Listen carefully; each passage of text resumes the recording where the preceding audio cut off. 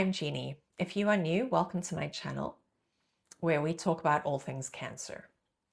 When we are young, the idea of death is far away. We assume that there is time.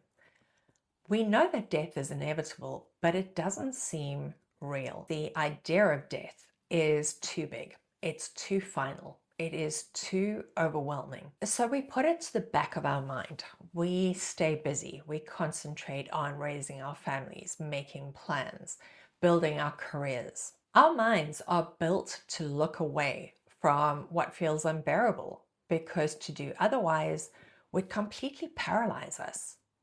It is a psychological coping mechanism.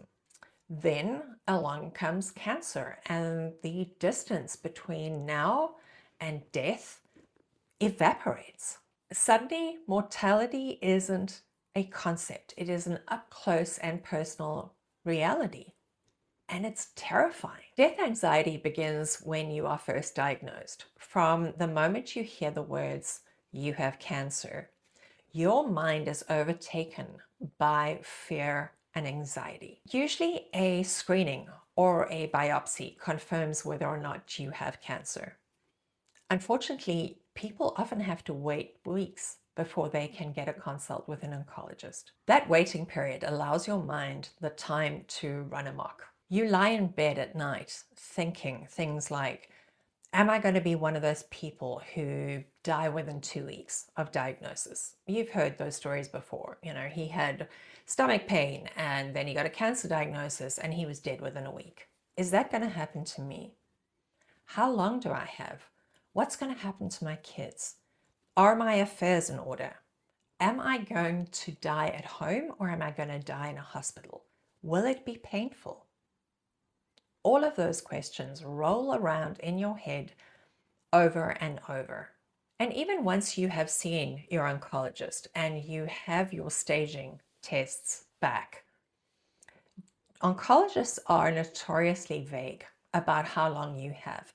And that's understandable. Oncology, or medicine at large, is not an exact science. Some people beat the odds. Some people die much sooner than they should. Some people are lucky, they go into remission and they never have relapse. Death anxiety can also be triggered by something as simple as a TV show. You're watching something, you're enjoying it, and suddenly a character is introduced who is dying of cancer. And I don't know about you, but I have sometimes gone from laughing to crying in the span of 10 seconds. It is never pretty to see that. And I ask myself, is that going to be me? The unfortunate reality is yes.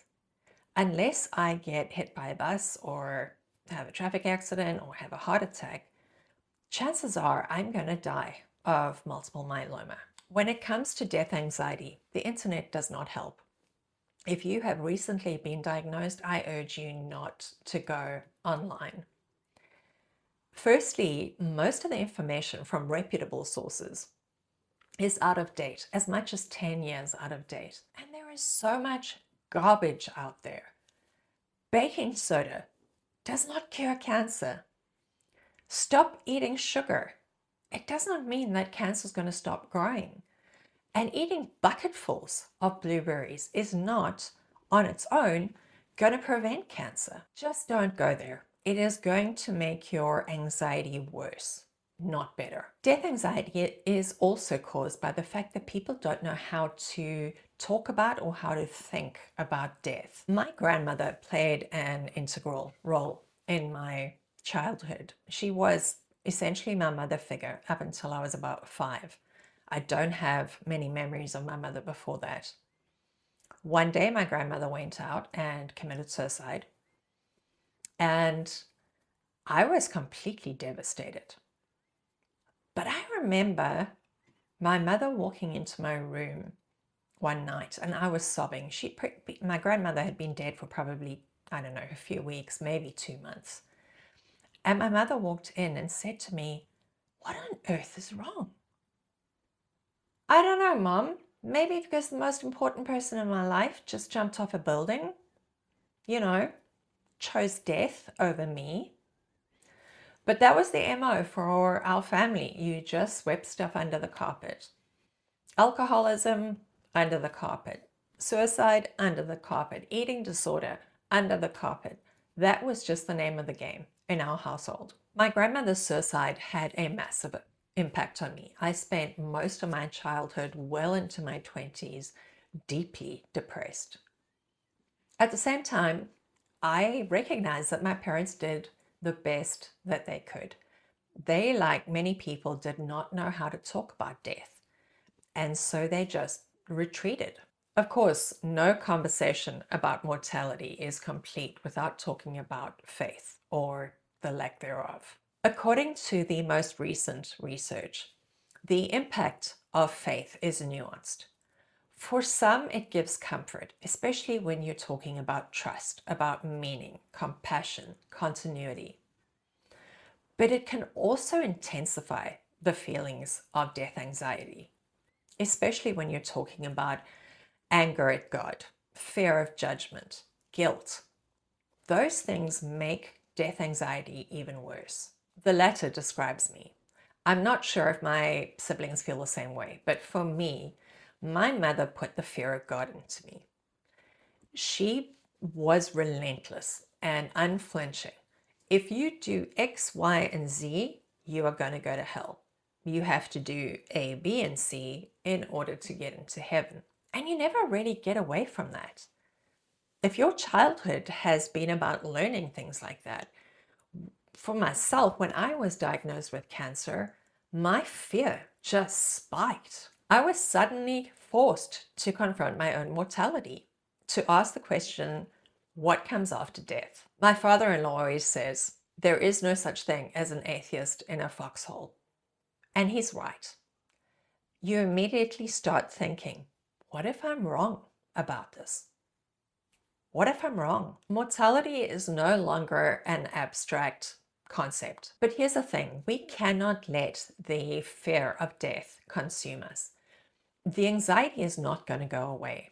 But if we are able to shift from what comes after death to what's happening now, we can manage that, at least to some extent. In other words, the goal is not to eliminate fear, it is to live alongside it. For me, I have to remind myself to make the most of the time I have left on earth. I am not ready to die.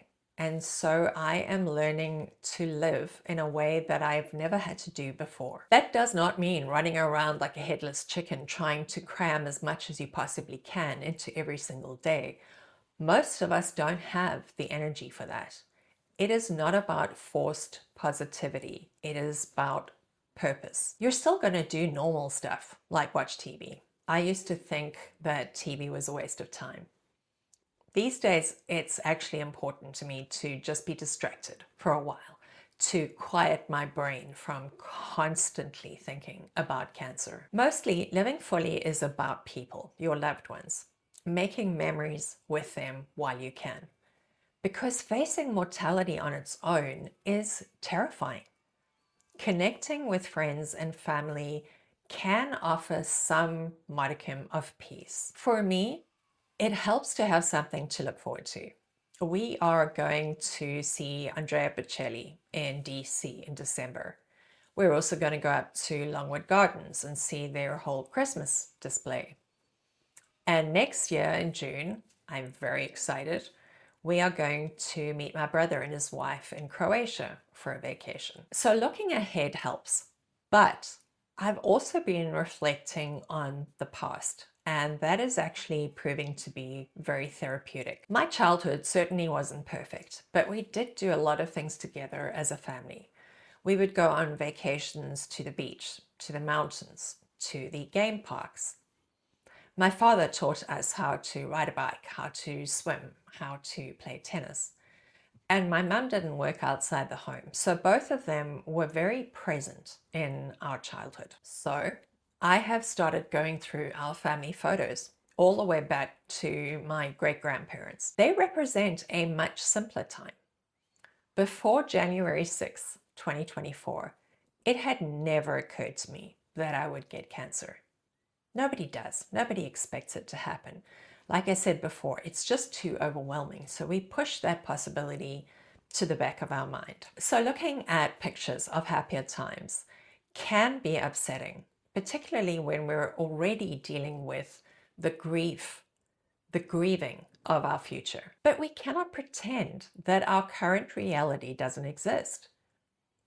We cannot hide from cancer. We have to look it straight in the eye. And for me, that means starting with the past, going through all of those photographs, having those conversations with your siblings where you say, do you remember when this happened? Do you remember when that happened? Living fully when you are facing death is the most honest kind of courage. It makes what remains of your life, however long, more vivid, more intentional, more vibrant. Because no matter who we are, old or young, sick or well, child or parent, we all face the same truth, that we are temporary. That realization can either crush us or it can bring us clarity. Because when you are facing mortality, when it is the real deal, all the trivia just gets stripped away. You learn very quickly what is important and what is not. Mortality asks, what still matters in the time I have left? And the answer is simple: love, connection, and meaning. And those are the things that make life worth living in the first place. That is all I have for you today. Thank you for being with me. Thank you for listening. Please like, subscribe, leave a comment, or share the video. All of those things help me, and I would greatly appreciate it. And I will see you in the next one.